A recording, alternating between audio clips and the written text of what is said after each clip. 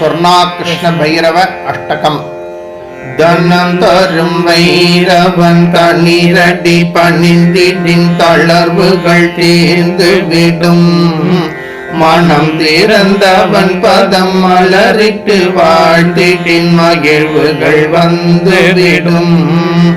சினம் தவிர தன்னையின் சின்மய புன்னகை சிந்தையில் நேற்றவனே தனக்கிளை ஈடு யாருமே என்பான். தனமழை பெய்திடுவான்.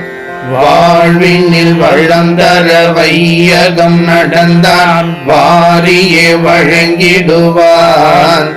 தாழ்வுகள் தீர்ந்திட தளர்வுகள் மறைந்திட தானென வந்திடுவான்.